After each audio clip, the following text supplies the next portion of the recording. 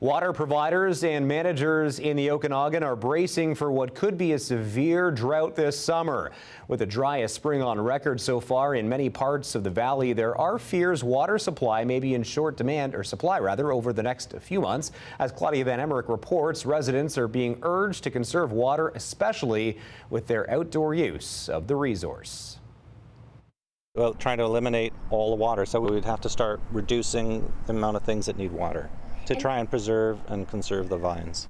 It's not something that the winemaker at Friend Winery in West Kelowna would want to do. Till a cover crop, because that's what feeds the vines and keeps them healthy.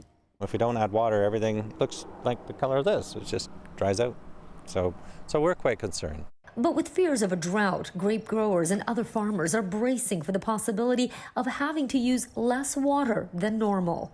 First thing that happens with grapes anyways, and I'm just going to speak to grapes, is that they drop their grapes, right? So the plant has this protective mode, they shrivel up the grapes, and then the leaves start yellowing up from the bottom up. With the driest spring on record in many parts of the Okanagan, the Canadian Drought Indicator is right now projecting a moderate drought in the valley. I do anticipate that the drought levels will likely worsen to potentially a severe or extreme drought level for the Okanagan.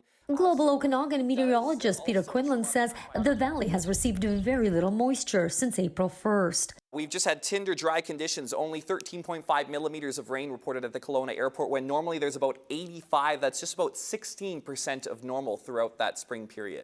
And with the potential for a drought, water conservation is even more critical, with the Okanagan Basin Water Board urging residents to be very mindful of their water use.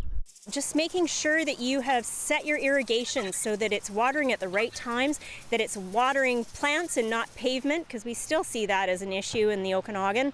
And there are a number of tips that we're asking residents to take a look at and to adhere to. With so many lakes spanning the valley, Jackson says many believe water is an ample supply. The fact is that our lakes are only managed to hold 1.5 meters to prevent flooding in springtime.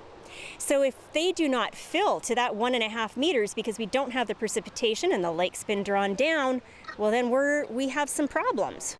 Problems that could bring strict water restrictions, something no one wants to see, especially the farming community. And we just really hope and pray that we get some water. But as of right now, there is no significant rainfall in the foreseeable future. Klaudia Van Emmerik, Global News.